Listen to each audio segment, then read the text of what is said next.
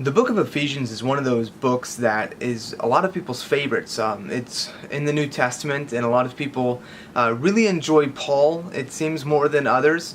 And so the book of Ephesians is one of those memorable books that people continuously go back to, cite, quote, reference, and find a lot of inspiration from.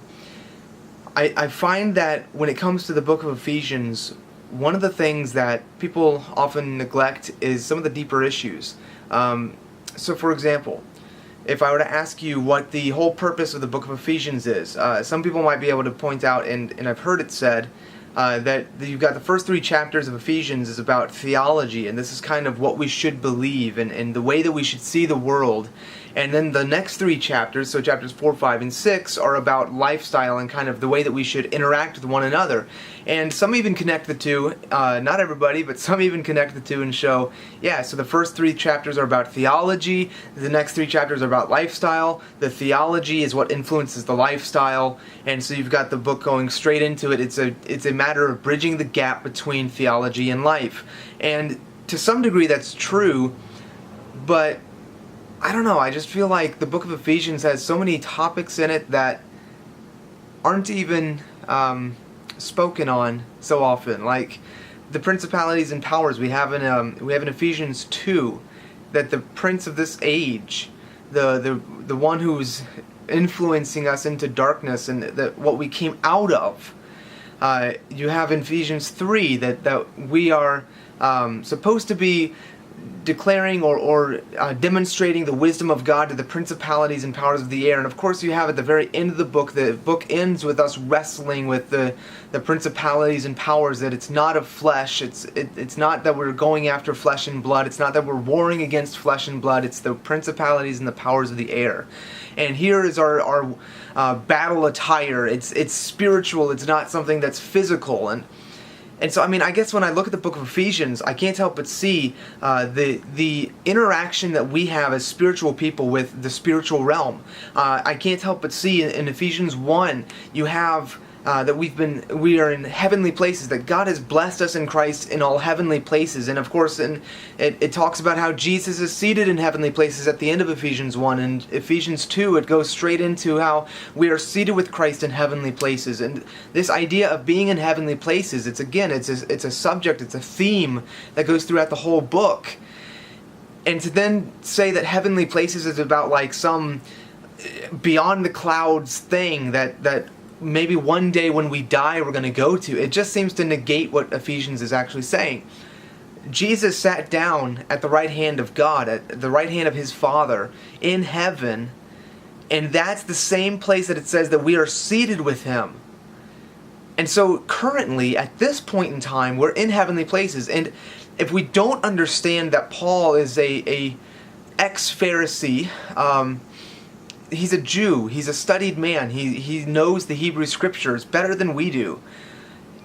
This concept has to come from somewhere. Heavenly places is not just some Christianized ideology. It has to come from some form of the Hebrew scriptures, the Hebrew prophets.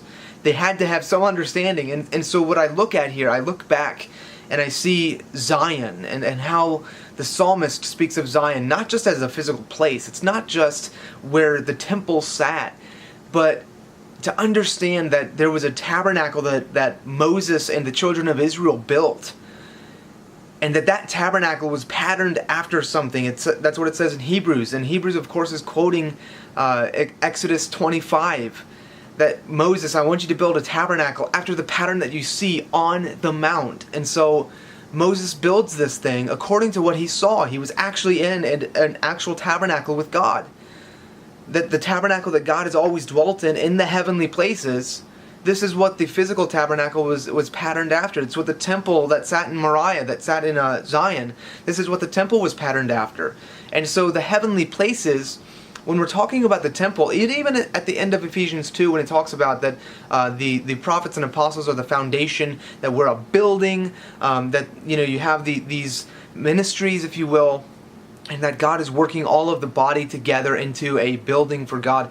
This ideology, it comes straight from the temple. It comes straight from that the temple's not just a building that was on the earth, but that there was an interconnection between the temple and the heavens. And even in the book of Numbers, when God says to the children of Israel, "I'm going to have you move out, and it's going to be in this way. You're going to be around the tabernacle according to your tribes. And on the north side, we're going to have these tribes. On the west side, we're going to have these tribes. On the south side, these tribes. On the east side, these tribes.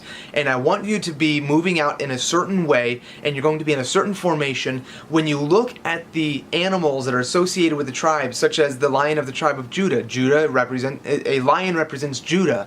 When you look at the different animals that are associated with the tribes and where they're positioned around the tabernacle while they're going through the wilderness, you look up to the stars, and the stars in the sky have the exact same astrological characters, if you will, those animals. Now, that's not to say that the Bible endorses astrology, but it is to say that you have this pattern where the heavens are on earth. The things that you see in the heavens, the stars, that Israel has become as numerous as the stars, and that God is showing, look, this is the place where heaven and earth meet. And this is what you are a part of. And so to look at the book of Ephesians and to see it as kind of this cutesy little thing that we can read it and we can take comfort in it because we can see, we're no longer underneath the principalities and the powers' wisdom. We're no longer those people of darkness who continue to go about by the trespasses and sins that we've always been drinking down, quaffing from our very birth. We are now set free from that. I mean, it's a joyous thing, yes, but let's not reduce the statement to something so small and self-focused. There's something much more going on here that I think that if we broaden our horizons, suddenly the things that are about us, they become much bigger and much more joyful and beautiful. And so I want to look at the book of Ephesians from that kind of perspective, really asking the question of, when we're talking about these things, where do these things that we're reading of, where do they come up in the Old Testament? Where do they come up in the Hebraic concepts? Can we stretch out those patterns for ourselves to see a better understanding of what Ephesians is talking about? And if we can, does it open up the discussion of Ephesians to making us realize there's something bigger happening here that we're a part of, and can we be joyful about that? Or does it start to put a damper on things? And I guess really what I want to pinpoint is that apostolic and prophetic perspective that is painted throughout all of the scriptures, that we in our modern Christianity, we've abandoned it. I mean, we if we even know that such a perspective exists, we certainly are not seeking after it. Instead, we go towards Hebrew roots of the faith, or first century church, or understanding better the theology of those who have gone on before us. We're not trying to get back to the Hebraic perspective, the apostolic and prophetic perspective that has existed from the very beginning. Instead, we're trying to get back to the things that we think, we come from Judaism, so let's go back to the ancient Judaism. And so we've put an alternative here, and it's not about finding the alternative, it's about finding the authentic and the true thing.